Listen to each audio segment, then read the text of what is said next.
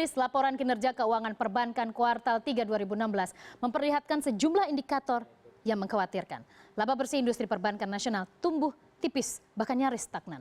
Apa yang menyebabkan sejumlah kinerja perbankan tahun ini mengalami penurunan? Kita lihat bersama. 2016, tahun yang tidak mudah bagi industri perbankan nasional.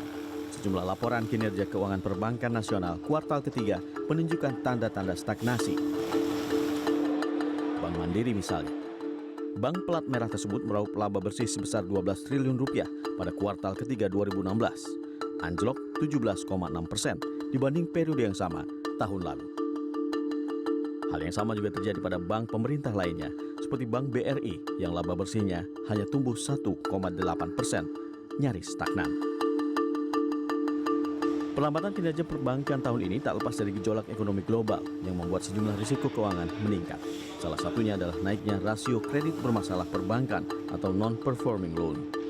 Hingga Agustus, rasio kredit bermasalah menyentuh 3,22% atau naik 52 basis poin sejak awal 2016. Kenaikan angka NPL dinilai mengkhawatirkan dan memperlambat kinerja perbankan.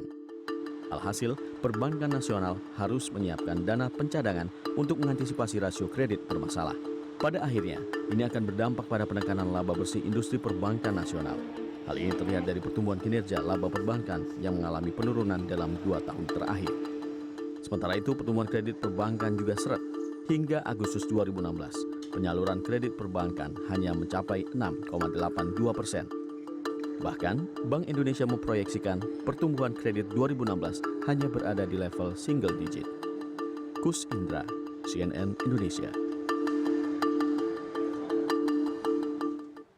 Ya, ini salah satu faktor juga yang menurut S&P tidak menaikkan indikator investment grade Indonesia, salah satunya adalah dari sektor perbankan. Terbukti ya dengan data realisasi kinerja. Kita lihat setelah Bank Mandiri, Bank BNI, dan Bank BRI, kini Bank Sentral Asia ataupun BCA juga kemarin juga sudah turut melaporkan kinerja keuangan kuartal ketiga 2016. Hasilnya, BCA membukukan peningkatan laba bersih sebesar 13,2%. BCA mencatatkan laba bersih 15,1 triliun rupiah di kuartal ketiga 2016. Angka tersebut tumbuh 13,2% dibanding periode yang sama tahun lalu. Tumbuhnya laba BCA tidak lepas dari peningkatan nilai pendapatan operasional sebesar 39,67 triliun rupiah atau tumbuh 15,18%. Presiden Direktur BCA Yahya Setiatmaja menuturkan peningkatan laba bersih ataupun laba kuartal ketiga tersebut ditopang oleh pertumbuhan berkelanjutan dari dana pihak ketiga atau DPK dan keseluruhan aset produktif. Besaran akumulasi DPK meningkat 6,7% menjadi 493,1 triliun rupiah. Cukup cari ATM bertanda setor tarik, pilih transaksi setor tunai, masukkan uang yang akan disetor. Ingat, untuk setor tunai, uang harus dalam keadaan. Laporan kinerja kuartal 3 tahun 2016 sejumlah industri ataupun juga sejumlah perbankan nasional menunjukkan posisi yang cukup baik meski beberapa diantaranya memperoleh pendapatan laba bersih tahunan yang menurun jika dibandingkan periode yang sama tahun lalu. Meski demikian, Otoritas Jasa Keuangan ataupun OJK telah optimistis dengan kinerja perbankan nasional yang masih menjadi penyokong utama pertumbuhan ekonomi di tahun 2017. Lantas seperti apa laporan keuangan dari 4 perbankan dengan aset terbesar di Indonesia? Kami rangkum untuk Anda informasinya. Kita lihat bersama. Oke, ini adalah laba bersih perbankan. Kita ambil 4 saja dengan aset terbesar. Ada BNI, BRI, Mandiri, BCA. Ini adalah bank-bank yang mungkin Anda adalah salah satu nasabah setianya dari dulu sampai sekarang. Kita lihat bagaimana laba bersihnya yang mengalami peningkatan cukup signifikan. Kita lihat adalah BNI dan juga BCA. Kalau BNI dari 5,99 triliun rupiah naik menjadi 7,72 triliun rupiah. Kemudian BCA juga naik dari 13 triliun rupiah lebih menjadi 15 triliun rupiah lebih. Tipis untuk Bank BRI dari 18,29 triliun rupiah menjadi 18,62 triliun rupiah.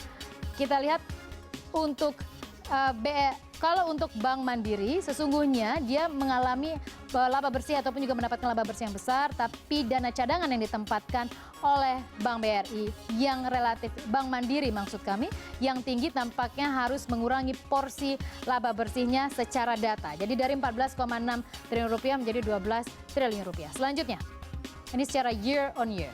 Dari laba bersih kita ke pertumbuhan kredit perbankan. Kita lihat ini pertumbuhan kredit perbankan untuk Bank BNI juga mengalami peningkatan, namun pertumbuhannya tampaknya yang paling berhati-hati kita lihat adalah BCA 6,8%, kemudian Mandiri 11,5%, Bank BRI 16,3%, BNI yang paling rajin mengucurkan kredit 21,1%.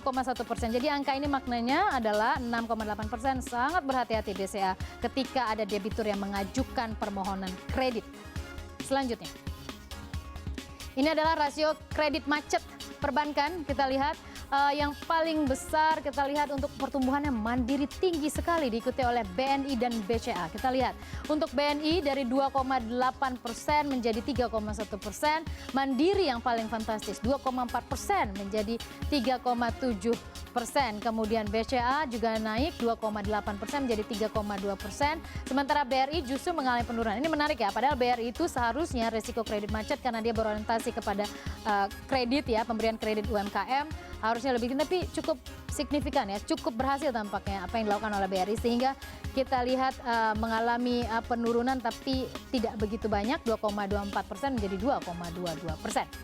Dari kredit bermasalah perbankan kredit macet ini yang patut diwaspadai oleh pemerintah. Selanjutnya kita lihat ini adalah pendapatan non bunga perbankan. Untuk kita lihat ini adalah pendapatan non bunga perbankan itu ada beberapa variabel. Salah satunya adalah fee based income. Sederhananya adalah fee yang mereka charge kepada konsumen seperti saya. Ketika saya melakukan transfer dari ATM, ketika saya membayar kartu kredit, ketika saya membayar ataupun mengisi pulsa. Nah itu setiap transaksi yang Anda lakukan itu akan di-charge. Jadi mereka mendapatkan fee dari berapa. Semakin sering Anda bertransaksi, semakin banyak fee yang mereka peroleh. Salah satunya juga adalah biaya untuk kredit tabungan Anda. Jadi itu masuk dalam pendapatan non bunga perbankan. Salah satunya.